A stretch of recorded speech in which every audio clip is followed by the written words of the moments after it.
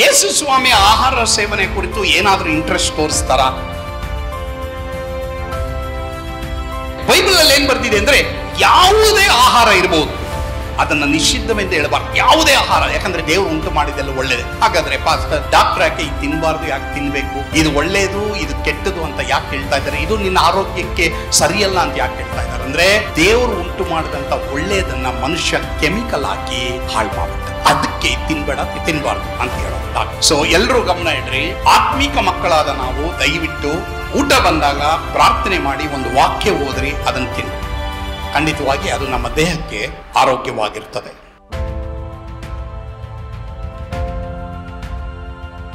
ಈ ದಿನ ಧ್ಯಾನಕ್ಕಾಗಿ ಆರಿಸಿಕೊಂಡಿರುವಂತಹ ಸತ್ಯವೇದ ಭಾಗ ಮತ್ತಾಯನ ಬರೆದ ಸುವಾರ್ತೆ 6ನೇ ಅಧ್ಯಾಯ 30 ಮತ್ತೆ 31ನೇ ವಚನವನ್ನ ನಾವು ಧ್ಯಾನ ಮಾಡಲಿದ್ದೇವೆ. ಎಲೆ ಅಲ್ಪ ವಿಶ್ವಾಸಿಗಳೇ, ಈ ಹೊತ್ತು ಇದ್ದು ನಾಳೆ ಒಲೆಪಾಲುಗುವ ಅಡವಿಯ ಹುಲ್ಲಿಗೆ ದೇವರು ಹೀಗೆ ಉಡಿಸಿದರೆ ಅದಕ್ಕಿಂತ ಎಷ್ಟೋ ಹೆಚ್ಚಾಗಿ ನಿಮಗೆ ಉಡಿಸಿ ತೊಡಿಸುವನಲ್ಲವೇ? ಹೀಗಿರುವುದರಿಂದ ಏನು ಊಟ ಮಾಡಬೇಕು, ಏನು ಕುಡಿಯಬೇಕು, ಏನು ಹೊದ್ದುಕೊಳ್ಳಬೇಕು ಎಂದು ಚಿಂತೆ ಮಾಡಬೇಡಿರಿ. ಕರ್ತನಿಗೆ ಸ್ತೋತ್ರ. ಇವತ್ತು ನಾನು ನಿಮಗೆ ಆಹಾರ ಸೇವನೆ, ವಾಟ್ ಟು ಈಟ್, ಇದರ ಕುರಿತು ನಾನು ನಿಮ್ಮೊಂದಿಗೆ ಮಾತನಾಡ್ತೇನೆ. ಯೇಸು ಸ್ವಾಮಿ ಆಹಾರ ಸೇವನೆ ಕುರಿತು ಏನಾದರೂ ಇಂಟ್ರೆಸ್ಟ್ ತೋರಿಸ್ತಾರ? ನಾವು ತೆಗೆದುಕೊಳ್ಳುವಂಥ ಆಹಾರ ಯಾವುದಾಗಿರಬೇಕು, ಇದರ ಕುರಿತು ಈಗ ನಾವೇನು ಮಾಡೋಣ, ಸ್ವಲ್ಪ ಧ್ಯಾನ ಮಾಡೋಣ. ಓಕೆ ಓಕೆ ದಯವಿಟ್ಟು ಈಗ ಯಾಜಕ ಕಾಂಡ 11 ಲೆವಿಟಿಕಸ್ 11 1-2ನೇ ವಚನ ಓದ್ರಿ, ಆಮೇಲೆ 4ನೇ ವಚನ ಇನ್ನೊಬ್ರು ಓದ್ರಿ. ಯೆಹೋವನು ಮೋಶೆ ಆರೋನರ ಸಂಗಡ ಮಾತಾಡಿ ಆಜ್ಞಾಪಿಸಿದ್ದೇನೆಂದರೆ, ನೀವು ಇಸ್ರಾಯೇಲರಿಗೆ ಹೀಗೆ ಹೇಳಬೇಕು, ಭೂಮಿಯ ಮೇಲಿರುವ ಚತುಷ್ಪಾದ ಪ್ರಾಣಿಗಳಲ್ಲಿ ಇವುಗಳ ಮಾಂಸವನ್ನ ನೀವು ತಿನ್ನಬಹುದು. Very good. ಆದ್ರೆ ಯಾವ ಪ್ರಾಣಿಯು ಮೆಲುಕು ಹಾಕಿದರೂ ಗೊರಸು ಸೀಳುವುದಿಲ್ಲವೋ ಮತ್ತು ಯಾವ ಪ್ರಾಣಿಯು ಗೊರಸು ಸೀಳಿದರೂ ಮೆಲುಕು ಹಾಕುವುದಿಲ್ಲವೋ ಅವುಗಳ ಮಾಂಸವನ್ನು ನೀವು ತಿನ್ನಬಾರದು. ಸರಿ, ಎಲ್ರು ಗಮನ ಇಡಿ. ಹಳೆ ಒಡಂಬಡಿಕೆಯಲ್ಲಿ ದೇವರು ಆಹಾರದ ಬಗ್ಗೆ ಮಾತನಾಡಬೇಕಾದ್ರೆ ಯಾಕೆ ಈ ಒಂದು ನಿಯಮಗಳನ್ನು ಕೊಟ್ಟರು ಎಂಬುದಾಗಿ ನಾವು ನೋಡುವಾಗ, ಅಲ್ಲಿ ಶುದ್ಧವಾದ ಪ್ರಾಣಿ ಯೇಸು ಸ್ವಾಮಿ ಯಜ್ಞದ ಕುರಿ ಎಂಬುದಾಗಿ ಸೂಚನೆ ಕೊಡುವುದಕ್ಕೋಸ್ಕರವಾಗಿ ಯೇಸು ಸ್ವಾಮಿಯೇ ಯಜ್ಞದ ಕುರಿ ಎಂಬುದಾಗಿ ಆದಿಕಾಂಡ ಪ್ರಕಟಣೆ ಬಂದಿದೆ. But it is also talking about physical maintenance. ನಿಮ್ಮ ದೇಹಕ್ಕೆ ಯಾವುದು ಆರೋಗ್ಯ ಕೊಡುತ್ತೋ ಅಂಥದ್ದನ್ನ ಮಾತ್ರ ತಿನ್ರಿ, ಆರೋಗ್ಯ ಕೊಡದೆ ಇರಂಥದ್ದನ್ನ ದೂರ ಇಡ್ರಿ ಅನ್ನೋದೇ ಈ ವಾಕ್ಯದಲ್ಲಿ ಹೇಳ್ತಾ ಇರುವಂತ ಒಂದು ಸತ್ಯಾಂಶ. ಗಮನ ಇಡ್ರಿ. ನಿಮಗೆ ಯಾವುದು ಶುದ್ಧವಾಗಿದೆ, ನಿಮಗೆ ಯಾವುದು ಅಶುದ್ಧವಾಗಿದೆ, ಅದನ್ನ ನೀವು ತಿನ್ನಬೇಕು ತಿನ್ನಬಾರದು ಅನ್ನೋದನ್ನ ಈ ವಾಕ್ಯದಲ್ಲಿ ಮಾತನಾಡಲ್ಪಟ್ಟಿದೆ. ಬಟ್ ಹೊಸ ಒಡಂಬಡಿಕೆಯಲ್ಲಿ ನಾವು ನೋಡುವಾಗ 1 ತಿಮೋತಿ 4ನೇ ಅಧ್ಯಾಯಕ್ಕೆ ಬನ್ರಿ. 1 ತಿಮೋತಿ 4ನೇ ಅಧ್ಯಾಯ 4 ಮತ್ತು 5ನೇ ವಚನ. 1 ತಿಮೋತಿ 4, 5ನೇ ವಚನ. ಕೆಲವು ವಾಕ್ಯಗಳು ಕೊಟ್ಟು ಆಮೇಲೆ ನಾನು ಪ್ರಾಕ್ಟಿಕಲ್ ಆದ ವಿಷಯಕ್ಕೆ ನಾನು ಬರ್ತೇನೆ. 1 ತಿಮೋತಿ 4, 5. ಆತನು ಉಂಟು ಮಾಡಿದ್ದೆಲ್ಲವೂ ಒಳ್ಳೆಯದೇ. ದೇವರ ಸ್ತೋತ್ರ ಮಾಡಿ ತೆಗೆದುಕೊಳ್ಳುವ ಪಕ್ಷಕ್ಕೆ ಯಾವುದನ್ನು ನಿಷಿದ್ಧವೆಂದು ಹೇಳತಕ್ಕದ್ದಲ್ಲ. 5ನೇ ವಚನ. ದೇವರ ವಾಕ್ಯವನ್ನು ಹೇಳಿ ಪ್ರಾರ್ಥಿಸುವುದರಿಂದ ಅದು ಪವಿತ್ರವಾಗುತ್ತದಲ್ಲ. ಸರಿ, ಊಟ ಬಂದಾಗ ಪ್ರಾರ್ಥನೆ ಮಾಡೋದು ನಾವು ಸಹಜ, ಆದರೆ ವಾಕ್ಯವನ್ನ ಹೇಳದೇ ಇರೋದು ಅಸಹಜ.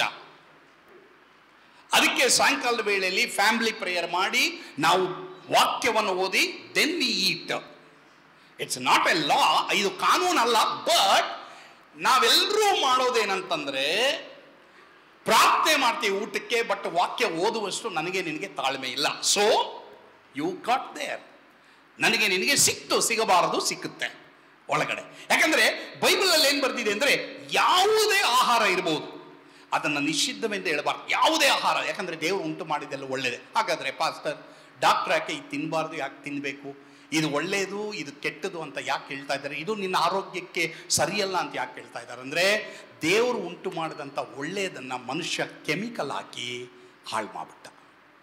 ಅದಕ್ಕೆ ತಿನ್ಬೇಡ ತಿನ್ನಬಾರ್ದು ಅಂತ ಹೇಳೋದು ಡಾಕ್ಟರ್.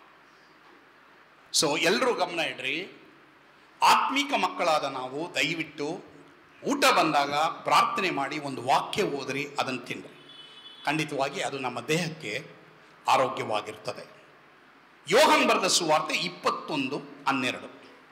ಯೋಹಾನ್ ಬರೆದ ಸುವಾರ್ತೆ 21, 12.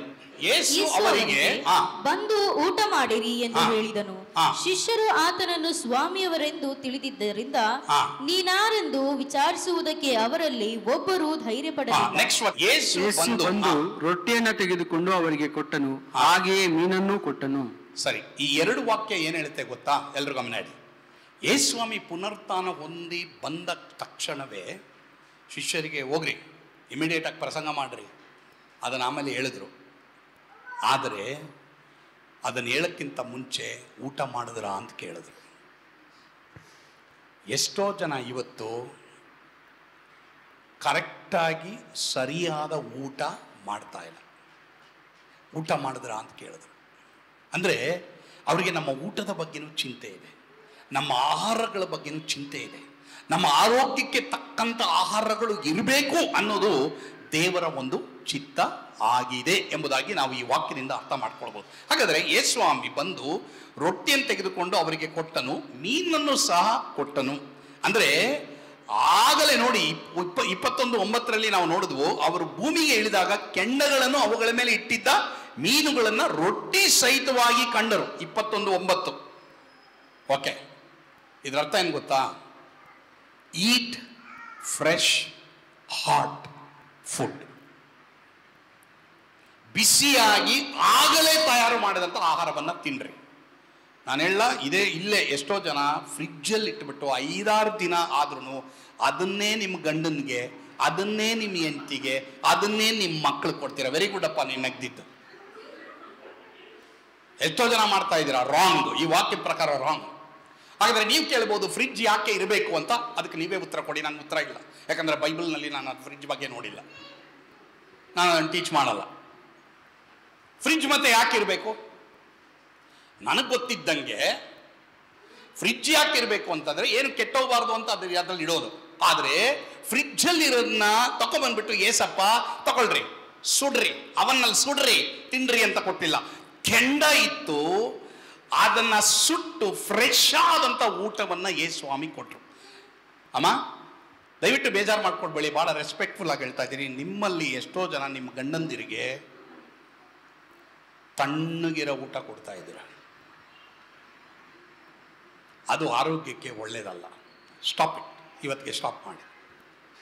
ನಿಮ್ಮ ಹೆಂಡತಿರಿಗೆ ನೀವು ಅಡುಗೆ ಮಾಡ್ತಾ ಇದ್ದೀರಾ, ನೀವು ಅದು ಮಾಡೋದು ತಪ್ಪು. ಪಾಪ ಅಲ್ಲ, but it's not good for. Fresh ಆದಂಥ ಊಟ ಕೊಟ್ರಿ ಯೇಸುಸ್ವಾಮಿ.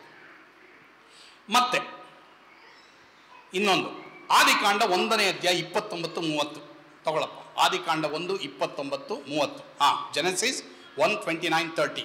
ಮತ್ತು ದೇವರು ಈಗೋ ಸಮಸ್ತ ಭೂಮಿಯ ಮೇಲೆ ಬೀಜವುಳ್ಳ ಎಲ್ಲಾ ಪೈರುಗಳನ್ನು, ಬೀಜವುಳ್ಳ ಎಲ್ಲಾ ಹಣ್ಣಿನ ಮರಗಳನ್ನು ನಿಮಗೆ ಆಹಾರಕ್ಕಾಗಿ ಕೊಟ್ಟಿದ್ದೇನೆ.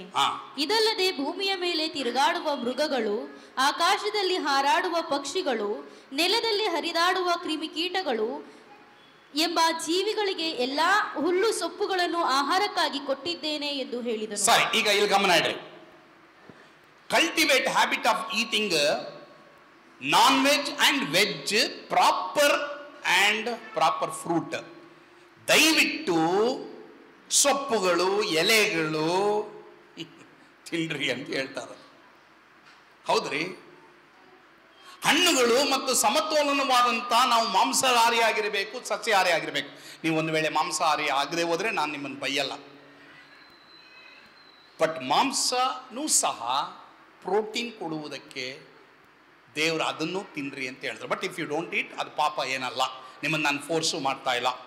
ಓಕೆ, ಇಂಥದ್ದನ್ನು ತಿನ್ನಬಾರ್ದು, ತಿನ್ನಬೇಕು ಅನ್ನೋದನ್ನು ಹೇಳಕ್ಕೆ ನಾನಿಲ್ಲ. ಬಟ್ ನಾನು ಹೇಳೋದು ಏನಂತಂದರೆ, ನಿಮ್ಮ ಆರೋಗ್ಯಕ್ಕೆ ತಕ್ಕದಾದಂಥ ಸಸ್ಯಾಹಾರಿ, ಮಾಂಸಾಹಾರಿ ನೀವು ತಿನ್ಬಹುದು ಎಂಬುದಾಗಿ ಇಲ್ಲಿ ದೇವರು ಏನು ಮಾಡ್ತಾ ಇದ್ದಾರೆ. ಅಲ್ಲಿ ಆದಾಮ ಹವಳಿಗೆ ಹೇಳಿದ್ರು. ಆದಾಮ ಅವಳು ಆಸ್ಪತ್ರೆಗೆ ಹೋಗಿಲ್ಲ. ಯಾಕೆ? ಇವತ್ತು ನಾವೆಲ್ಲ ಆಸ್ಪತ್ರೆಗೆ ಹೋಗ್ತಾ ಇದ್ದೀವಿ. ಯಾಕಂದ್ರೆ ನಾವು ಸಮತೋಲನವಾದಂಥ, ಈಕ್ವಲ್ ಆದಂಥ, ನಾವು ಸರಿಯಾದಂಥ ಊಟಗಳನ್ನು ನಾವು ಮಾಡ್ತಾ ಇಲ್ಲ ಅನ್ನೋದು ಇಲ್ಲಿ ಅರ್ಥವಾಗಿದೆ. ಫ್ರೆಶ್, ಎರಡನೇದಾಗಿ ಹಣ್ಣುಗಳು, ಮೂರನೇದಾಗಿ ಸೊಪ್ಪುಗಳನ್ನು ನಾವು ಸರಿಯಾದ ರೀತಿಯಲ್ಲಿ ತಿಂತಾ ಇಲ್ಲ. ಓಕೆ, ಇದು ಬಹಳ ಪ್ರಾಮುಖ್ಯವಾದ ವಿಷಯ. ನಮ್ಮ ಊಟದ ಬಗ್ಗೆ ಏಸಪ್ಪಗೆ ಕಾಳಜಿ ಇದೆ. ಇನ್ನೊಂದು, ಸರಿಯಾದ ಸಮಯಕ್ಕೆ ಎಷ್ಟೋ ಜನ ಆಹಾರ ಸೇವನೆ ಮಾಡ್ತಾ ಇಲ್ಲ. ಎಷ್ಟೋ ಜನ ನಮ್ಮ ಊಟಕ್ಕೆ, ವಿಟಮಿನ್ ಆಹಾರಕ್ಕೆ, ಪೌಷ್ಟಿಕವಾದ ಆಹಾರಕ್ಕೆ ಕೊಡಬೇಕಾದಂತ ಕಾಳಜಿಯನ್ನ ನಾವು ಚೀಟಿ ಹಾಕಿ ಅದಕ್ಕೆ ಕೊಡ್ತಾ ಇದ್ದೀವಿ. ಚೀಟಿ ಬೆಳೀತಾ ಇದೆ, ನಮ್ಮ ದೇಹ ಸರಿಯಾದ ರೀತಿಯಲ್ಲಿ ಬೆಳೀತಾ ಇಲ್ಲ, ಹಿಂಗೆ ಸೊಟ್ಟೆ ಪಟ್ಟೆ ಬೆಳೀತಾ ಇದೆ. ಚೀಟಿ ಹಾಕೋದ್ರಲ್ಲಿ ತಪ್ಪಿಲ್ಲ, ಸೇವಿಂಗ್ಸ್ ಮಾಡೋದ್ರಲ್ಲಿ ತಪ್ಪಿಲ್ಲ, ಬಟ್ ಸರಿಯಾದ ರೀತಿಯಲ್ಲಿ ಊಟ ಮಾಡಬೇಕು. ಇದು ದೇವರ ಆಲಯ. ಹೀಗಾಗಿ ದೇವರ ಆಲಯವನ್ನ ಚೆನ್ನಾಗಿ ನಾವು ನೋಡ್ಕೊಳ್ಬೇಕು. Over eating, not eating, these both are problem. ಎಷ್ಟೋ ಜನ ಗಂಡನಿಗೆ ಊಟ ಕೊಡಲ್ಲ, ಎಷ್ಟೋ ಜನ ಹೆಂಡತಿಗೆ ಊಟ ಕೊಡಲ್ಲ, ಎಷ್ಟೋ ಜನ ಊರವ್ರಿಗೆ ಹೋಗಿ ಊಟ ಕೊಡ್ತಾರೆ. ಪಾಪಾಶ್ರಯ. ನಾನು ಹೇಳ, ಪಾಸ್ಟರ್ ಆದ ನನಗೆ ನೀವು ಕೊಡ್ತಾರ ಊಟ ನಿಮ್ಮ ಮನೇಲಿ ನಿಮ್ಮ ಹೆಂಡತಿಗೆ ಕೊಡ್ತಾ ಇಲ್ಲ, ಇಲ್ಲ ನಿಮ್ಮ ಗಂಡನ್ ಕೊಡ್ತಾ ಇಲ್ಲ, ಗೊತ್ತಾ? ನೀವು ಎಷ್ಟೋ ಜನ, ವೆರಿ ಫ್ಯಾಕ್ಟ್ ಇಸ್ ಫ್ಯಾಕ್ಟ್. ದಯವಿಟ್ಟು ಯಾರು ಬೈಕೋಬೇಡಿ, ಯಾರು ಮುಖ ಸೊಪ್ಪಿಗೆ ಮಾಡಬೇಡಿ, ಸೊಟ್ಟಿಗೆ ಮಾಡಬೇಡಿ. ಎಷ್ಟೋ ಜನ ನಿಮ್ಮ ಮನೇಲಿ ನಿಮ್ಮ ಗಂಡನ ಬಿರಿಯಾನಿ ಆಗ್ತಾ ಇಲ್ಲ, ನೀನು ಬೇರೆಯವ್ರಿಗೆ ಬಿರಿಯಾನಿ ಕೊಡ್ತಾ ಇದೀಯಾ. ವಾ, ಎಷ್ಟೋ ಜನ ನಿಮ್ಮ ಮನೆಯಲ್ಲಿ, ಯಾಕಮ್ಮ ನಗಿತಾ ಇದೆಯಾ, ವೆರಿ ಗುಡ್, ಪರವಾಗಿಲ್ಲ, ಡೋಂಟ್ ವರಿ ಅಲ್ಲ. ಮೊದಲು ನಿಮ್ಮ ಗಂಡನಿಗೆ, ಮೊದಲು ನಿಮ್ಮ ಹೆಂಡತಿಗೆ, ಮೊದಲು ನಿಮ್ಮ ಮಕ್ಕಳಿಗೆ, ನಿಮ್ಮ ಮನೇಲಿ 2 ಇದ್ದಾರ 3 ಇದ್ದಾರ ಮಕ್ಕಳು, ಫಸ್ಟ್ ಫೀಡ್ ದೆಮ್. ಎಲ್ರು ಗಮನ ಇಡಿ. ನನ್ನ ಮನೆಯಲ್ಲಿ, ದಯವಿಟ್ಟು ಕೇಳ್ರಿ, ನನ್ನ ಮನೆಯಲ್ಲಿ ನಾನಿದ್ದೀನಿ, ನನಗೆ ಮಕ್ಕಳಿದ್ದಾರೆ, ಮೊಮ್ಮಕ್ಕಳಿದ್ದಾರೆ, ಸ್ಟೀವನ್ ಇದ್ದಾರೆ. ಅವರ ತಂದೆ ತಾಯಿಗೆ ಊಟ ಕೊಡೋಕ್ಕಿಂತ ಮುಂಚೆ, ಅಥವಾ ಅವ್ರ ತಂದೆಗೆ ಏನಾದರೂ ಕಾಯಿಲೆ ಇದ್ದಾಗ ಅವ್ರು ಊಟ ಕೊಡೋಕ್ಕಿಂತ ಮುಂಚೆ ಫಸ್ಟ್ ನನಗೆ ಕೊಟ್ಟಿರಬೇಕು. ಹೇಳ್ರಿ, ನನ್ನ ಮನೆಯಲ್ಲಿ. ಆಮೇಲೆ ಅವ್ರಿಗೆ ಕೊಡೋದು. ಏನಾದರೂ ಅವು ಯಾವಾಗಲೂ ತೊಗೊಂಡೋಗಲ್ಲ ಊಟ, ಯಾವಾಗ ಒಂದು ಟೈಮು ಪಾಪ ಏನಾದರೂ ತೊಂದರೆ ಸಮಸ್ಯೆ ಇದ್ದಾಗ ತೊಗೊಂಡೋಗ್ತಾರೆ, ಪ್ರೀತಿಯಿಂದ ತೊಗೊಂಡೋಗ್ತಾರೆ. ಬಟ್ ಆದರೆ ಫಸ್ಟು ನನಗೆ, ನಮ್ಮ ಮನೆಗೆ ಊಟ ಕೊಡ್ತಾರೆ. ಆ ಮನೆಯಲ್ಲಿರೋರೆಲ್ಲರಿಗೆ ತುಂಬಿ ತುಳುಕಿ ಕರೆಕ್ಟಾದ ಊಟ ಕೊಡ್ತಾರೆ. ನಾನು ಹೇಳ, ಇದೇ ಸಭೆಯಲ್ಲಿ ಎಷ್ಟೋ ಜನ ನೀವು ಮಾಡ್ತಾರ ಒಂದು ತಪ್ಪೇನೆಂದರೆ, ನಿಮ್ಮ ಮನೇಲಿ ನಿಮ್ಮ ಮಕ್ಕಳಿಗೆ, ನಿಮ್ಮ ಹೆಂಡತಿಗೆ, ಗಂಡನಿಗೆ ಊಟ ಕರೆಕ್ಟಾಗಿ ಆಗ್ತಾ ಇಲ್ಲ. ಸಾರಿ, ಫುಲ್ ಸ್ಟಾಪ್. ಹೊರಗಡೆ ಹೋಗಿ ಕೊಡ್ತಾ ಇದ್ದೀರಾ, ಯಾರ್ಯಾರಿಗೋ ಕೊಡ್ತಾ ಇದ್ದೀರಾ. ನಿಮ್ಮ ಗಂಡ ಹಸುವೆಯಿಂದ ಬಂದಾಗ ಆತನ ಕರೆಕ್ಟಾಗಿ ಊಟ ಇಲ್ಲ, ನಿಮ್ಮ ಹೆಂಡತಿ ಬಂದಾಗ ಊಟ ಇಲ್ಲ, ಯಾರಿಗೋ ಊಟ ತೊಗೊಂಡೋಗಿ ಕೊಡ್ತಾ ಇದ್ದಾರೆ. ನಿಮ್ಮ ಅತ್ತೆ ಮಾವ ಸೊಸೆ ಅಳಿಯ ಅವರು ಇವರು ಒಳ್ಳೆಯದೇ, but first feed your people who are in your house. ನಿನ್ನ ಮನೆಯಲ್ಲಿರೋರಿಗೆ ನೀನು ಊಟ ಕೊಡಲೇಬೇಕು, ಸರಿನಾ? ತಣ್ಣಗಿರೋ ಊಟ ಕೊಡಬೇಡಿ. ಒಂದು ಕಾಲದಲ್ಲಿ ತಂಗಳನ್ನ ಇತ್ತು. ಅವಾಗ ಒಂದು ಏನಂತಂದರೆ, ಅವಾಗೆಲ್ಲ ಬಂದು ಈ AC ಇರಲಿಲ್ಲ, ಅವಾಗೆಲ್ಲ ಬಂದು ವಾತಾವರಣ ಸ್ಪಾಯ್ಲ್ ಆಗಿರಲಿಲ್ಲ, ಅವಾಗೆಲ್ಲ ಇದೆಲ್ಲ ಇರಲಿಲ್ಲ. ಆವಾಗ ನಾನು ತಂಗಳನ್ನ ತಿಂದಿದ್ದೀನಿ. ಆದರೆ ಯಾವಾಗಲೂ ಅಲ್ಲ, ಆವಾಗೆಲ್ಲ ಹೆಂಗಂದರೆ ಫ್ರಿಡ್ಜ್ಗಳಿರಲಿಲ್ಲ, ಮಡಕೆನಲ್ಲಿ ಇಟ್ಟುಬಿಡ್ತಾ ಇದ್ರು, ಅದು ಒಳ್ಳೆ ಆರೋಗ್ಯ. ಇವಾಗ ಈ ಫ್ರಿಡ್ಜಲ್ಲಿ ಇಡೋದೆಲ್ಲ ಏನಾಗ್ತಾ ಇದೆ, ಯಾರಿಗೆ ಗೊತ್ತು ಏನೇನಾಗ್ತಾ ಇದೆ ಅಂತ. ಸೊ ಅದನ್ನ ನಾವು 5-6 ದಿನದ್ದು ಗಂಡನಿಗೆ, ಹೆಂಡತಿಗೆ, ಮಕ್ಕಳಿಗೆ ಕೊಟ್ಟಾಗ ಅವರಿಗೆ ಬರಬಾರ್ದಂತ ಅನಾರೋಗ್ಯ ಬಂದಾಗ ಏನು ಮಾಡ್ತೀರಾ ನೀವು? ಸೊ ಎಲ್ರು ಗಮನ ಇಡಿ. ನಿನ್ನ ಮನೆಯಲ್ಲಿ ಇಮ್ಮಿಡಿಯೇಟ್ ಆಗಿ ಯಾರಿದ್ದಾರೆ ಇವಾಗ ನಿನ್ನ ಮನೆಯಲ್ಲಿ, ಪ್ರತಿದಿನ ನಿನ್ನ ಮನೆಯಲ್ಲಿ ಯಾರಿದ್ದಾರೆ, ಫಸ್ಟ್ ಅವ್ರನ್ನ ಚೆನ್ನಾಗಿ ನೋಡ್ಕೊಳ್ಳಿ. ಅದಾದ್ಮೇಲೆ ನೆಕ್ಸ್ಟ್ ಅಲ್ಲಿಗೆ ಹೋಗ್ಲಿ, ಆಮೇಲೆ ಅಲ್ಲಿಗೆ ಹೋಗ್ಲಿ. ಎಲ್ರು ತಿರುಗಿ ಇನ್ನೊಂದು ಪಾಯಿಂಟ್ ಹೇಳ್ತೀನಿ ನಾನು ಸತ್ಯವನ್ನ ನಿಮ್ಮ ಪ್ರೀತಿಯಿಂದಲೇ ಹೇಳ್ತಾ ಇದ್ದೀನಿ. ಎಲ್ರು ಗಮನ ಇಡಿ. ನಿನ್ನ ಮನೆಯಲ್ಲಿ ನಿನ್ನ ಗಂಡನಿಗೆ, ನಿನ್ನ ಹೆಂಡತಿಗೆ, ನಿನ್ನ ಮಕ್ಕಳಿಗೆ ನೀನು ಊಟ ಹಾಕಿಲ್ಲ, ನನ್ನನ್ನು ಕರೆದು ಊಟ ಹಾಕಬೇಡಿ. ಐ ವಾಂಟ್ ಈಟ್. ಸೇವಕರನ್ನು ಕರೆದು ಊಟ ಹಾಕಬೇಡಿ, ದೇ ವಿಲ್ ನಾಟ್ ಈಟ್. ನಾನು ಅವ್ರಿಗೂ ಹೇಳ್ತೀನಿ, ನಿಮ್ಮ ಮನೆಯವ್ರನ್ನ ಚೆನ್ನಾಗಿ ನೋಡ್ಕೊಳ್ಳಿ. ಒಬ್ಬನು ತನ್ನ ಮನೆಯವರನ್ನ ಸಂರಕ್ಷಿಸಬೇಕಂತ ದೇವರ ವಾಕ್ಯದಲ್ಲಿ ಬರೆದಿದೆ. ನೀವು ಊಟ ಹಾಕೋದ್ರಲ್ಲಿ ತಪ್ಪಿಲ್ಲ. I am very happy. ನೀವೆಲ್ಲರೂ ಭಾಳ ಚೆನ್ನಾಗಿ ಅಡುಗೆ ಮಾಡಿ ದೇವ ಸೇವಕರನ್ನ ಘನಪಡಿಸ್ತೀರ, ವೆರಿ ಗುಡ್. ನನಗೆ ಭಾಳ ಸಂತೋಷ. ನಮ್ಮ ಸಭೆಯವರೆಲ್ಲರೂ ಅಷ್ಟೇ ಭಾಳ ಪ್ರೀತಿಯಿಂದ ನೀವೇನು ಮಾಡ್ತಾ ಇದ್ದೀರಾ, ಸೇವಕರಾದ ನಮ್ಮನ್ನು ನೋಡ್ಕೊಳ್ತಾ ಇದ್ದೀರಾ. ಆದರೆ ಇದೇ ಸಭೆಯಲ್ಲಿ ನಿಮ್ಮ ಮನೆಯಲ್ಲಿ ಕೆಲವು ಮಕ್ಕಳು ಹಸಿವೆಯಿಂದಿದ್ದಾರೆ ಗೊತ್ತಾ? ನಿಮ್ಮ ಮಕ್ಕಳು ಕರೆಕ್ಟಾಗಿ ನಾಷ್ಟ ಸಿಗ್ತಾ ಇಲ್ಲ ಗೊತ್ತಾ? ನಿಮ್ಮ ಮಕ್ಕಳಿಗೆ ಕರೆಕ್ಟಾದ ಟೈಮಿಗೆ ಊಟ ಸಿಗ್ತಾ ಇಲ್ಲ ಗೊತ್ತಾ? ಅವರಿಗೆ ಹಸಿವೆ ಆದಾಗ ಊಟ ಕೊಡದೇ ಇರೋಂಥ ನೀನು ಅವರು ಮಲಗಿದ ಮೇಲೆ ಊಟ ಕೊಟ್ಟರೆ, ಶಿಷ್ಯರಿಗೆ ಇವ್ರಿಗೆ ಹಸಿವೆ ಆಗಿದೆ, ಸ್ವಾಮಿ ಬಂದು ಎಲ್ಲ ಫಸ್ಟ್ ಪ್ರಸಂಗ ಮಾಡ್ರಿ, ಎಲ್ಲ ಮಾಡಾದ ಮೇಲೆ ಊಟ. No no no no no Yesu ಸ್ವಾಮಿ ಆ ಆಜ್ಞೆ ಕೊಡಕ್ಕಿಂತ ಮುಂಚೆ ಮಕ್ಕಳಿರ ಊಟ ಮಾಡಿದ್ರ. ತಂದೆ ತಾಯಿಗಳೇ, ಪ್ಲೀಸ್ ನಿಮ್ಮೆಲ್ಲರೂ ನಾನು ಬೇಡ್ಕೊಳ್ತೀನಿ, ನಿಮ್ಮ ಮನೇಲಿರೋರನ್ನ ಕೇಳಿ, ಊಟ ಮಾಡಿದ್ರ, ಊಟ ಬೇಕಾ, ಫ್ರೆಶ್ ಊಟ ಕೊಡಲ, ಪರವಾಗಿಲ್ಲ, ಟೈಮ್ ತಗೊಳ್ಳಿ ಅಮ್ಮ, ಟೈಮ್ ತಗೊಂಡವರ ಅಡುಗೆ ಮಾಡಿ ಊಟ ಮಾಡಿ. ಯೇಸು ಸ್ವಾಮಿಯಿಂದ ಕಲೀರಿ, ನನ್ನಿಂದ ಕಲೀರಿ, but don't learn from me, learn from Jesus.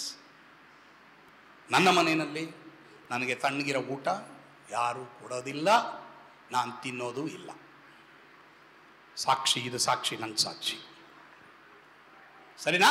Okay, so that's good. ಎಲ್ಲರೂ ಸ್ವಲ್ಪ ತುಂಬ ಸ್ಟನ್ ಆಗಿಬಿಟ್ರಿ, ಯಾರು ಸ್ವಲ್ಪ ಅಷ್ಟು ಇಂಟ್ರೆಸ್ಟ್ ಇಲ್ಲ. ಪರವಾಗಿಲ್ಲ, ಡೋಂಟ್ ವರಿ ಸರಿನಾ? ಆರೋಗ್ಯಕ್ಕೆ ಪೌಷ್ಟಿಕವಾದ ಆಹಾರವನ್ನು ಸೇವಿಸಬೇಕು. ಮೊಟ್ಟೆ, ಹಾಲು, ಇದೆಲ್ಲ ಒಳ್ಳೆ ವಿಟಮಿನ್ ಕೊಡುವಂಥದ್ದು. ಪ್ರಾಪರ್ ಏಜ್ನಲ್ಲಿ, ಪ್ರಾಪರ್ ಟೈಮ್ನಲ್ಲಿ ನೀವು ಊಟ ತಿನ್ನಬೇಕು. ಎಲ್ಲರೂ ಗಮನ ಇಡಿ. ಎಷ್ಟೋ ಜನ ಸೇವಿಂಗ್ಸ್ ಮಾಡ್ತಾ ಇದ್ದೀರಾ ನಿಮ್ಮ ಮಕ್ಕಳಿಗೆ, ವೆರಿ ಗುಡ್, ಬಟ್ ನಿಮ್ಮ ಮಕ್ಕಳಿಗೆ ಅದೇ ಪೌಷ್ಟಿಕಾಂಶವಾದ ಊಟ ಕೊಡ್ತಾ ಇದ್ದೀರಾ? ಸೇವಿಂಗ್ಸ್ ಮಾಡೋದ್ರಲ್ಲಿ ತಪ್ಪಿಲ್ಲಮ್ಮ, ನಿಮ್ಮ ಮಕ್ಕಳಿಗೆ ಒಳ್ಳೆಯದನ್ನು ನೀವು ಮಾಡಿರಿ. ಹೌದು, ಮಕ್ಕಳ ಬಗ್ಗೆ ನಮ್ಮೆಲ್ರಿಗೂ ಜವಾಬ್ದಾರಿಕೆ ಇರಬೇಕು. ಎಲ್ಲರೂ LIC ಮಾಡ್ತೀರಾ, ಕೆಲವರೆಲ್ಲರೂ ಬ್ಯಾಂಕಲ್ಲಿ ಸೇವಿಂಗ್ಸ್ ಮಾಡ್ತೀರಾ, ಕೆಲವರೆಲ್ಲರೂ POMI ಮಾಡ್ತೀರಾ, ಮಾತ್ರವಲ್ಲದೆ ಕೆಲವರೆಲ್ಲರೂ ಚೀಟಿ ಹಾಕ್ತೀರಾ. Very good. ಯಾಕಂದರೆ ನಿಮ್ಮ ಕಷ್ಟ ನೀವೇ ಪರಿಹಾರ ಮಾಡ್ಕೊಳ್ಳೋಕ್ಕೆ ನೀವು ಮಾರ್ಗ ಮಾಡ್ತಾ ಇದ್ದೀರಿ, ಇದೆಲ್ಲ ಒಳ್ಳೆಯದು. ಆದರೆ ಊಟದ ದುಡ್ಡನ್ನು, ಆಹಾರದ ದುಡ್ಡನ್ನು, ಪೌಷ್ಟಿಕಾಂಶವಾದ ದುಡ್ಡನ್ನು, ಹಣವನ್ನು, ಹಣ್ಣು ಹಂಪಲು, ಸೊಪ್ಪು, ಕೀರೆ, ಬೇವು ಇದನ್ನೆಲ್ಲ ತಿಂದೇನೆ ನೀವು ಹೋಗ್ಬಿಟ್ಟು ಪೋಸ್ಟ್ ಆಫೀಸು, ಬ್ಯಾಂಕಲ್ಲಿ ಇಟ್ಟರೆ ಅದು ಬೆಳೀತದೆ. ನಾನು ಅದನ್ನೇ ಯೇಸುಸ್ವಾಮಿ ಹೇಳಿದ. ಅದಕ್ಕೆ ಇಷ್ಟೆಲ್ಲ ವಾಕ್ಯ ಓದಿದ್ದು ನಾನು ನಿಮಗೆ. ಸರಿ, ನೆಕ್ಸ್ಟ್ ಇನ್ನೊಂದು ವಾಕ್ಯ, ಆದಿಕಾಂಡ 29:34. ಆದಿಕಾಂಡ 29:34. ಆಗ ಯಾಕೋಬನು ಏಸಾವನಿಗೆ ರೊಟ್ಟಿಯನ್ನು, ಅಲಸಂದಿ ಗುಗ್ಗರಿಯನ್ನು ಕೊಟ್ಟನು. ಏಸಾವನು ತಿಂದು ಕುಡಿದು ಎದ್ದು ಹೋದನು. ಏನಿದು? ಇದರಲ್ಲಿ ಏನು ಅರ್ಥ ಇದೆ ನೋಡಿ. ಶಿಷ್ಯರು, ಎಲಿಯ, ಅಬ್ರಹಾಮ, ಆಗಿನ ಕಾಲದ ಜನರು ಯಾಕೆ ಬಹು ವರ್ಷ ಬದುಕಿದ್ರು ಅಂದ್ರೆ ಅವರು ಅಲಸಂದಿ ಗುಗ್ಗರಿ ಕಾಳನ್ನ ತಿಂದ್ರು, ಅಂದ್ರೆ ಕಾಳುಗಳನ್ನ ತಿಂದ್ರು ಅವರು. ನಾವು ಕಾಳು ತಿನ್ನಲ್ಲ, ಪಪ್ಸ್ ತಿಂತೀವಿ ಅಲ್ವಾ ಬ್ರದರ್? ನಾವು ಕಾಳುಗಳು ತಿನ್ನಲ್ಲ. ಒಂದೇಳ ಮೊಳಕೆ ಮಾಡಿದಂಥ ಕಾಳುಗಳು ಎಷ್ಟೋ ಒಳ್ಳೇದು ಆಗಿನ ಕಾಲದಲ್ಲಿ ಕೊಡ್ತಾ ಇದ್ರು. ಯಾರೋ ಒಬ್ರು ಹೇಳ್ತಾ ಇದ್ರು, ಇವಾಗಲೂ ಒಂಥರ ನೀವೆಲ್ಲ ಗಟ್ಟಿ ಮುಟ್ಟಾಗಿದ್ದೀರಾ, ಯಾಕೆಂದ್ರೆ ನಮಗೆಲ್ಲ ಮೊಳಕೆ ಮಾಡಿದಂಥ ಕಾಳುಗಳು ಕೊಡ್ತಾ ಇದ್ರು. ಇವಾಗ ಅದನ್ನೆಲ್ಲ ಬಿಸಾಕ್ತಾರೆ ಕೆಲವರೆಲ್ಲರೂ. ನಾನು ಕೆಲವು ಸಲ ಹೆಂಗೆ ಹೇಳ್ತಾ ಇದ್ದೆ ಗೊತ್ತಾ, ನನ್ನ ಮುಂದೆ ಬದನೆಕಾಯಿ, ಬೆಂಡೆಕಾಯಿ ತಂದರೆ, ಬದನೆಕಾಯಿನ ಬೆಂಗಳೂರು ತೊಗೊಂಡೋಗು, ಬೆಂಡೆಕಾಯಿನ ಇನ್ನೊಂದು ಕಡೆ ಗೌರಿಬಿದನೂರು ತೊಗೊಂಡೋಗಂತ ಇದ್ದೆ. ಇವಾಗ ಏನು ಗೊತ್ತಾ, ಬರೀ ಗೋಪಿನ ತಿಂತಾರೆ, ಮಂಜುನ್ ತಿಂತಾರೆ, ಅಂದರೆ ಗೋಪಿ ಮಂಜೂರಿ.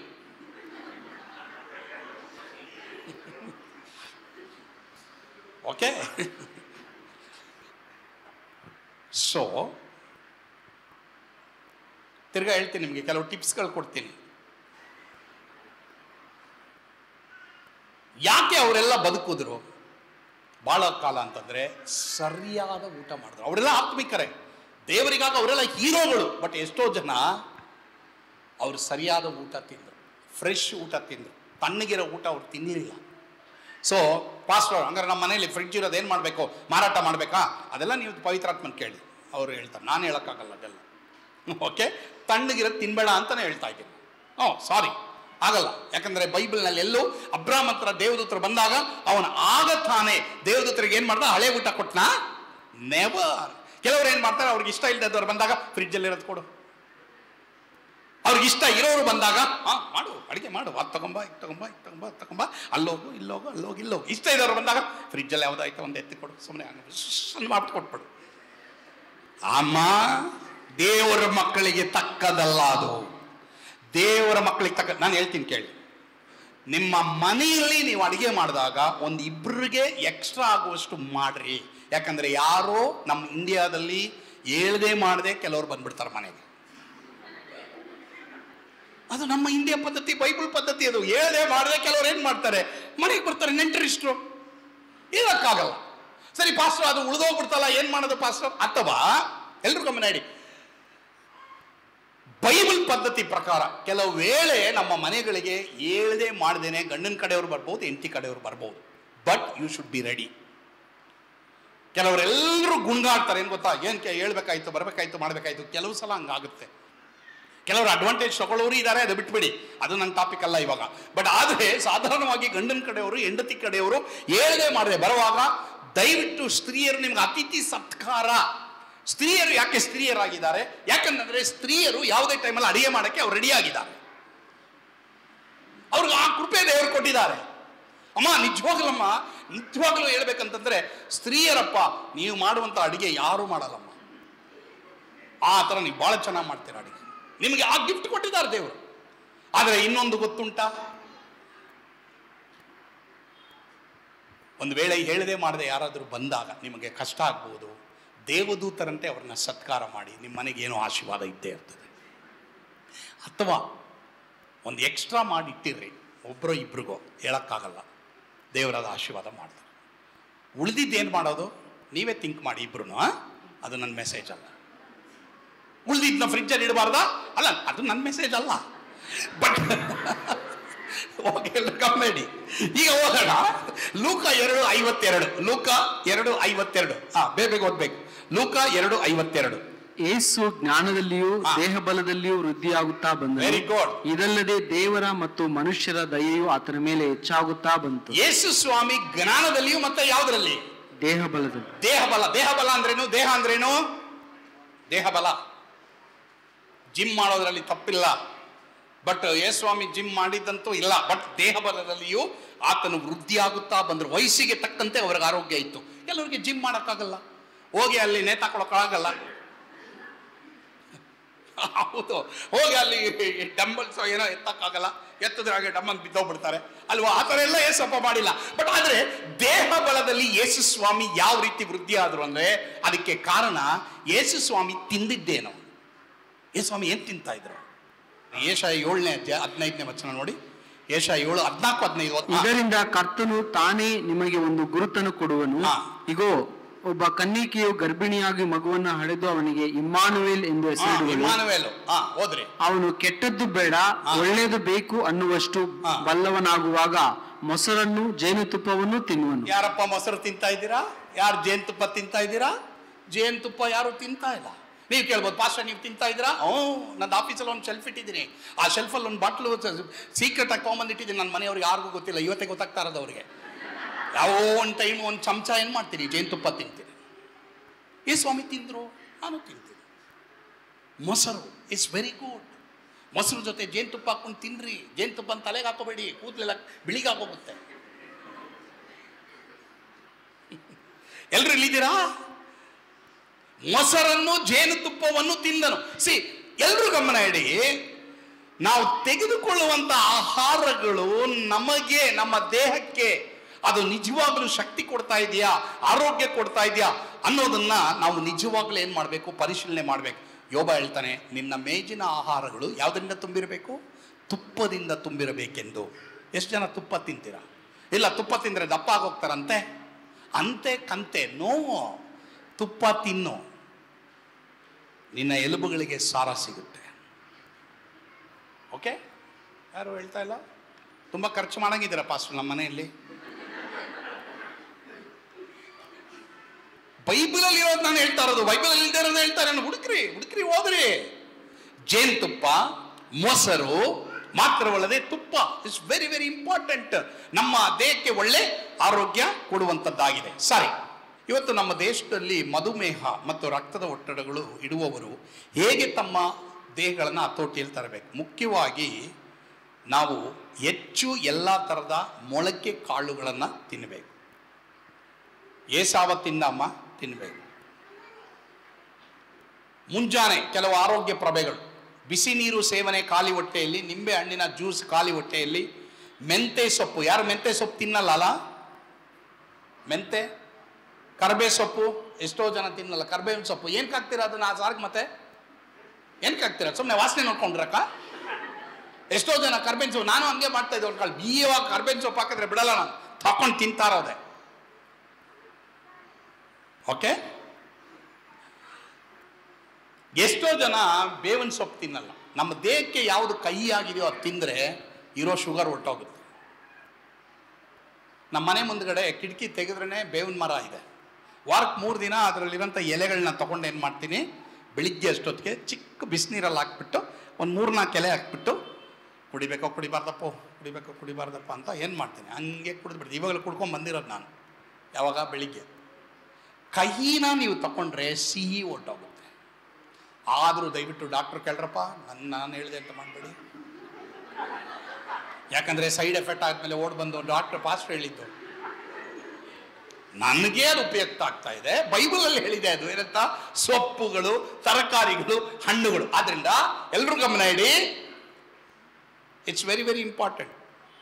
ಇನ್ನೊಂದು, ಹೃದಯಾಘಾತ ಉಂಟಾಗೋದಕ್ಕೆ ಯವನಸ್ಥರೇ ಮುಖ್ಯ ಕಾರಣಗಳು ನೋಡ್ರಿ. ನಮ್ಮ ದೇಹದಲ್ಲಿ ಕೆಲವು ಬೆಳೆಯುವಂತ ಅಂಗಗಳನ್ನ ದೇವರು ಕೊಟ್ಟಿದ್ದಾರೆ. ಅದರಲ್ಲಿ ಮುಖ್ಯವಾಗಿ ರಕ್ತನಾಳಗಳು ಸಹ ಬೆಳೀತವೆ ನೋಡಿ.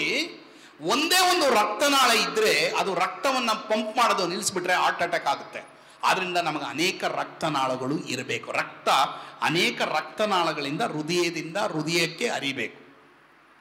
ಒಂದೇ ಒಂದು ರಕ್ತನಾಳ ಇದ್ರೆ ಏನಾಗುತ್ತೆ, ಅದು ಏನಾದರೂ ಸ್ಟಾಪ್ ಆಗ್ಬಿಟ್ರೆ ಹಾರ್ಟ್ ಅಟ್ಯಾಕ್ ಆಗ್ಬಿಡುತ್ತೆ. ಸೊ ಅನೇಕ ರಕ್ತನಾಳಗಳು ನಮಗಿರಬೇಕು.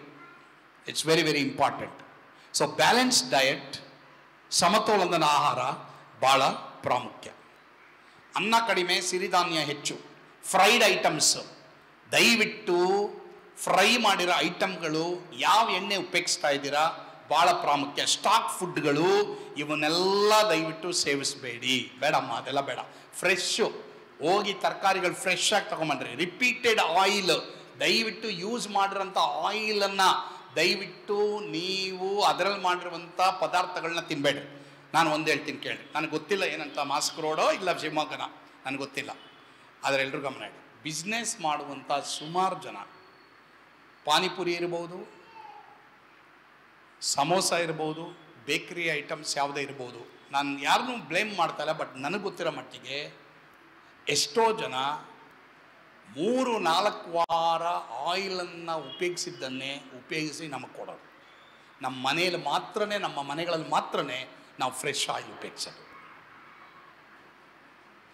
ಒಂದು ವೇಳೆ ಯಾರಾದರೂ ಬಿಸ್ನೆಸ್ ಆ ಥರ ಮಾಡ್ತಾ ಇದ್ದೀರಾ, ವಿಶ್ವಾಸಿಗಳು, ಒಂದು ಸಲ ನೀವು ಆಯಿಲ್ ಉಪಯೋಗಿಸಿದ ಮೇಲೆ ದಯವಿಟ್ಟು ಅದನ್ನು ಆ ಕಡೆ ಇಡಿ.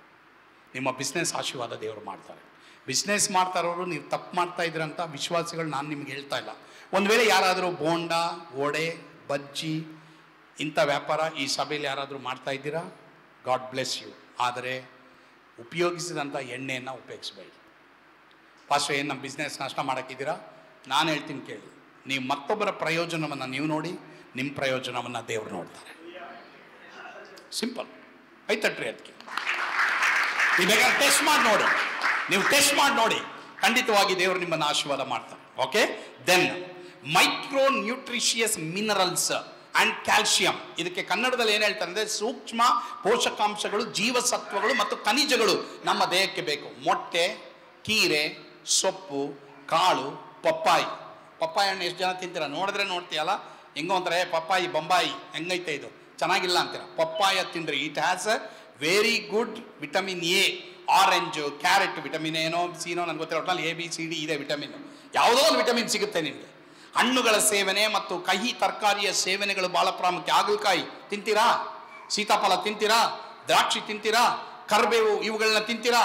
ನೆಕ್ಸ್ಟ್ ಡ್ರೈ ಫ್ರೂಟ್, ಬಾದಾಮಿ, ಕಡಲೆಕಾಯಿ, ಮೊಳಕೆ ಮಾಡಿದ ಕಾಳುಗಳು, ಇವುಗಳನ್ನು ನಾವು ಸೇವಿಸುವಾಗ ಸೆಲ್ಸ್ ನಮಗೆ ಡ್ಯಾಮೇಜ್ ಆಗಲ್ಲ. ಕಡೆ ಪಾಯಿಂಟಿಗೆ ಬರ್ತೀನಿ, ವ್ಯಾಯಾಮ. ಪ್ರತಿ 20 ನಿಮಿಷಕ್ಕೊಮ್ಮೆ ಎದ್ದು ಓಡಾಡಬೇಕು, ಚೆನ್ನಾಗಿ ನಡಿಬೇಕು. Sitting is equal to smoking ಅಂತೆ. ವಾ, ಎಷ್ಟೋ ಜನ, ಇದು ಕಂಪ್ಯೂಟರ್ ಯುಗ, ಹೀಗಾಗಿ ಎಷ್ಟೋ ಜನ ಕುಳಿತುಕೊಂಡೇ ಕೆಲಸ ಮಾಡೋರು. ಹೀಗಾಗಿ ಏನಾಗ್ತದೆ ಅಂದರೆ, ಎಷ್ಟು 20 ನಿಮಿಷದ ಮೇಲೆ ನೀನು ಹಂಗೆ ಕುಳಿತುಕೊಂಡು ಕೆಲಸ ಮಾಡಿದ್ರೆ, ಎಲ್ಲರೂ ಗಮನ ಇಡಿ. ಯಾಕೆ ಮೊಣಕಾಲುಗಳು ನೋವುಗಳು, ಈ ಥರ ನೋವುಗಳು? ಯಾಕಂದರೆ ಆಫ್ಟರ್ 20 ಮಿನಿಟ್ಸ್ ಒಂದು 10 ಮಿನಿಟ್ಸ್ ಹೋಗಿ ನಡೆಯಲ್ಲ ಅವರು. ದೇಹ ಸಾಧನೆಯು ಸ್ವಲ್ಪ ಮಟ್ಟಿಗೆ ಪ್ರಯೋಜನವಾಗಿದೆ ಅಂತ 2 ತಿಮೋತಿಯಲ್ಲಿ ಬರೆದಿದೆ. ಎಲ್ಲರೂ ಗಮನ ಇಡಿ. ಕುಟುಂಬವಾಗಿ ಸತ್ಯವೇದ ಓದಬೇಕು, ಕುಟುಂಬವಾಗಿ ಪ್ರಾರ್ಥನೆ ಮಾಡಬೇಕು, ಕುಟುಂಬವಾಗಿ ಎಕ್ಸಸೈಸು ಮಾಡಬೇಕು. ಎಲ್ಲರೂ ಇಲ್ಲಿದ್ದೀರಾ? ತಿರುಗಾಡ್ತೀವಿ.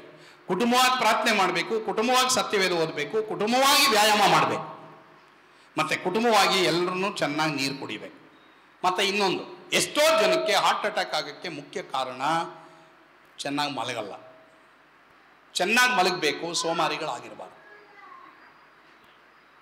ಚೆನ್ನಾಗಿ ಮಲಗಬೇಕು, ಸೋಮಾರಿಗಳಾಗಿರಬಾರ್ದು. ತಿರ್ಗಾ ಹೇಳ್ತೀವಿ, ಎಲ್ಲರೂ ಇದ್ದೀರಮ್ಮ?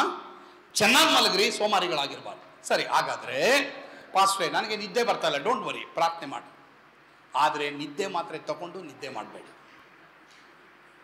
ದೇವ್ರು ಕೇಳಿ, ಸ್ವಾಮಿ ನನಗೆ ನಿದ್ದೆ ಬರ್ತಾ ಇಲ್ಲ, ನನಗೆ ನಿದ್ದೆ ಕೊಡು. ದೇವರು ನಿಮ್ಗೆ ನಿದ್ದೆ ಕೊಡ್ತಾರೆ. ಆತನು ತನ್ನ ಪ್ರಿಯರಿಗೆ ನಿದ್ರೆಯಲ್ಲೂ ಆಹಾರ ಕೊಡ್ತಾರೆ. ಆದರೆ ಇಲ್ಲಿ ನಿದ್ದೆ ಮಾಡಬೇಡಿ. ಹಲ್ಲೆಲೂಯಾ. ಚರ್ಚಲ್ಲಿ ಯಾರು ನಿದ್ದೆ ಮಾಡಬೇಡಿ. ಸರಿ, ಹೇಳ್ತೀನಿ ಕೇಳಿ. ಇಲ್ಲಿ ಎಷ್ಟೋ ಜನ ನಡೀತಾ ಇಲ್ಲ. ಸರಿ, ನೀವು ನಡಿಲೇಬೇಕು ಅಂತಲ್ಲ, ನೀವು ಮನೆಯಲ್ಲಿ ಓಡಾಡೋ ಕೆಲಸಗಳು ಮಾಡ್ತಾ ಇದ್ರೆ ಅದು ಬೇರೆ. ಕೆಲವರೆಲ್ಲ ಸ್ಪೋರ್ಟ್ಸಲ್ಲಿ ಇದ್ದೀರಾ, you got very good physical exercise, ಇದೆಲ್ಲ ಒಳ್ಳೇದು. ಬಟ್ ಎಷ್ಟೋ ಜನ you are not even doing any physical activity. ಕೂತಲ್ಲೇ ಕೂತಿದ್ದೀರಾ, you are not even walking.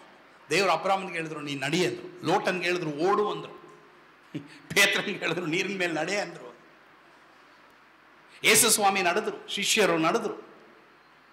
ನೀವೆಂದಾದರೂ ನೋಡಿದ್ದೀರಾ ಪಕ್ಷಿಗಳು ಪನ್ನಯ್ಯ ಆಸ್ಪತ್ರೆಯಲ್ಲಿ ಕ್ಯೂ ಇರೋದು? ನೀವೆಂದಾದರೂ ನೋಡಿದ್ದೀರಾ?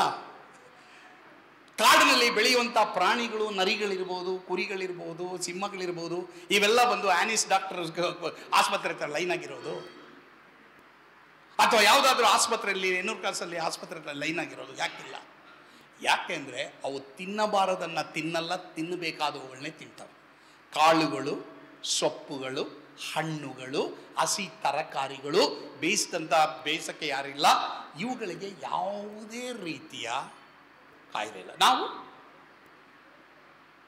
ಏನೋ ಅಂತ ತಗೊಂಬ, ಪಾತ್ರೆಯಲ್ಲಿ ಹಾಕು, ಬಿಸಿ ಮಾಡು, ತಿನ್ನು, ಕಣ್ಣು ಮುಚ್ಕೊಂಡು ತಿಂತಾರದು. ನೀನೇನು ತಿಂತೀಯೋ ನಿನಗೆ ಗೊತ್ತಿರಬೇಕು. ಹಲ್ಲೆಲೂಯಾ. ಹಲ್ಲೆಲೂಯಾ ಹೇಳಲ್ಲ ಇವತ್ತು, ಹೇಳಲ್ಲ. ಯಾಕಂದ್ರೆ it's not A spiritual message. ಇದೆಲ್ಲ ಸ್ಪಿರಿಚುವಲ್ ಮೆಸೇಜ್ ಅಲ್ಲ. ಸ್ಪಿರಿಚುವಲ್ ಮೆಸೇಜ್ ಅಂದರೆ ಹಿಂಗೆ ಮಾಡಬೇಕು, ಹಂಗೆ ಮಾಡಬೇಕು. ಬಟ್ ಈ ಪ್ರಾಕ್ಟಿಕಲ್ ಯೇಸು ಸ್ವಾಮಿ ಏನು ಹೇಳಿದ್ರು ಗೊತ್ತಾ? ಪುನರುತ್ಥಾನದ ಮೇಲೆ ಏನು ಹೇಳಿದ್ರು ಗೊತ್ತಾ? ಶಿಷ್ಯರೇ, ಮಕ್ಕಳಿರ ಊಟ ಮಾಡಿದ್ರ ಅಂತ ಕೇಳಿದ್ರು. ಸರಿ, ಓಕೆ, ಲಾಸ್ಟ್ ಬರ್ತೀನಿ. ಒಂದು ವೇಳೆ ನೀವೆಲ್ಲ ಚೆನ್ನಾಗಿ ಮಾಡಿರೋ, ನಿಮಗೆ ಅನಾರೋಗ್ಯ ಇದೆಯಾ, ಆದರೂ ಅದು ನಿಮ್ಮ ಪಾಪ ಅಲ್ಲ, ಭಯಪಡಬೇಡಿ. ಪಾಪದಿಂದ ಬರುವಂಥದ್ದು ಇದೆ. There are 10-12 reasons why we get sickness. ಅದರಲ್ಲಿ ಒಂದು ಪಾಪನೂ ಇದೆ, ಅವಿಧೇಯತ್ವನೂ ಇದೆ. ಬಟ್ ಈ ಕೆಲವು ಇದೆಲ್ಲ BP, ಶುಗರು, ಈ ನೆಗಡಿ, ಇವನ್ನೆಲ್ಲ ಬಂದ್ಬಿಟ್ಟು ಕೆಲವರೆಲ್ಲರೂ ತುಂಬ ಸೀರಿಯಸ್ ಆಗಿ ತಗೊಂಡು ಅದಕ್ಕೋಗಿ ಮನೆಯಲ್ಲಿ ಅಳುತ್ತಾ, ಅದಕ್ಕೋಗಿ ಮನೆಯಲ್ಲಿ ಸ್ಟ್ರೆಸ್ ಮಾಡಿಕೊಂಡು ನೀವು ಆ ಥರ ಕೊರಗಬೇಕಾದಂಥ ಅವಶ್ಯಕತೆ ಇಲ್ಲ. ಸರಿನಾ? ನೀವು ನಿಮ್ಮ ಆಹಾರವನ್ನು, ನಿಮ್ಮ ಮಲಗುವುದನ್ನು, ನಿಮ್ಮ ವ್ಯಾಯಾಮವನ್ನು ಸ್ವಲ್ಪ ಸರಿಪಡಿಸ್ಕೊಳ್ರಿ. ಖಂಡಿತವಾಗಿ ದೇವರು ನಿಮ್ಮನ್ನು ಆಶೀರ್ವಾದ ಮಾಡ್ತಾರೆ.